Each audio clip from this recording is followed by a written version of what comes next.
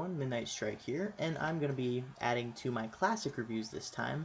I believe I detailed it in my last video, my departure video from Gen 0. Now that all that bullshit's aside, I'm just going to shove that crap back and do a review of one of the games I grew up with, actually.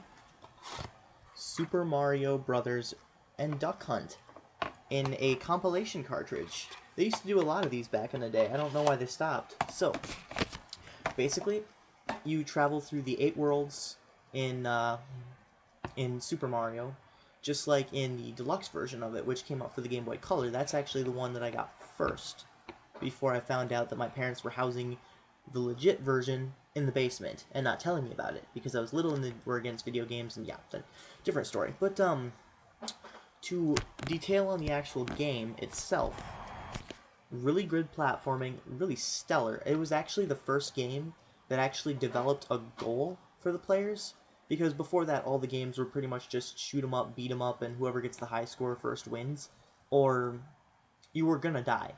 Your death was inevitable. It pretty much shaped the way how everyone plays video games, and for that, I mean, it's just stellar. It's beautiful beyond pretty much anything I can say about this legendary gem right here, Super Mario. See, I have it with its case and manual here, little front cover of the manual anyways, but I keep it around. This game is, my parents have had this for 30 plus years, since they got married actually. They got it, I believe, as an anniversary gift. They got an NES, and that was a launch title, so I believe, maybe I'm mistaken about the compilation cartridge, but anyways, Super Mario, amazing platforming, stellar, breathtaking, beautiful graphics for the NES Nintendo Entertainment System back in the day. It was released in '85, back when, well, pre-8-bit was popular. Say, like, E.T., the worst game pretty much in existence, by many people, has been deemed.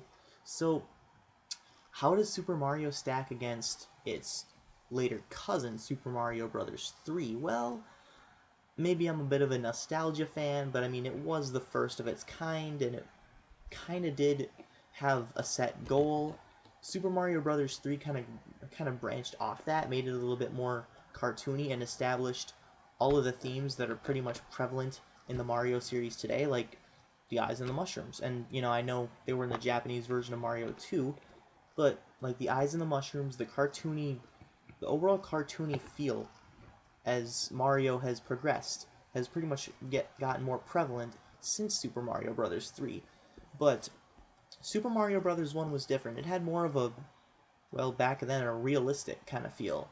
Like a more gritty, kind of real, gruff land, I guess, is what I'm trying to say. I mean, it had those caves, it had the nighttime levels, it had pretty much anything, and there was a lot of secrets.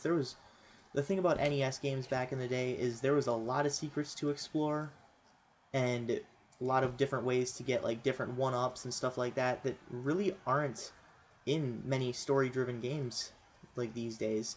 There are a few, but they're not as fun to explore for some reason.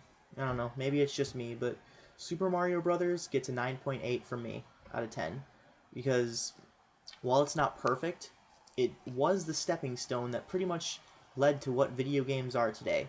If not for Mario, we'd all be playing Asteroids HD, pretty much, maybe. Who knows?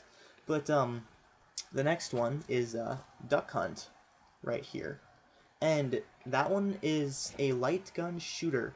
It's not a first-person shooter, even though you are first-person, but it has a couple modes. It has the clay pigeon shooting mode, it has the one-player mode, and then it has the two-player mode, which actually, if you have the controller plugged in the second port, you can actually control the ducks, and that was pretty innovative for the time.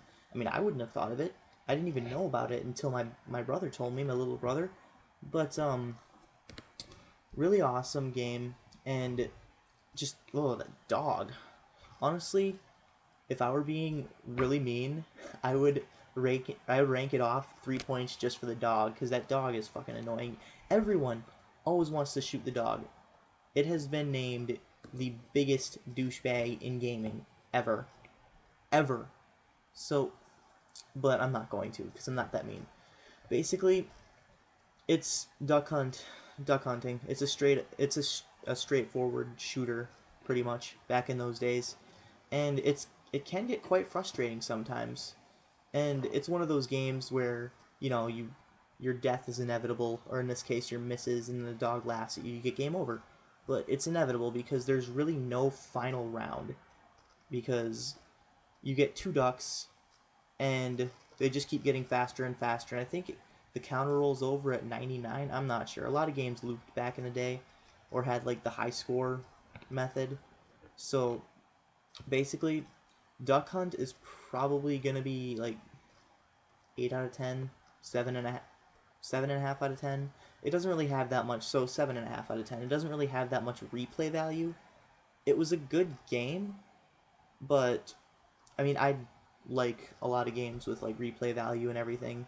The dog to this day is a pretty prevalent character in video gaming, or at least video gaming parodies. So there's actually a game online where you can shoot the dog. It's called there's they take out the clay pigeon shooting and they put game C, it says dog, and it's just a bunch of dogs running around the screen. It's pretty cool. So basically, Super Mario Brothers, fucking amazing title.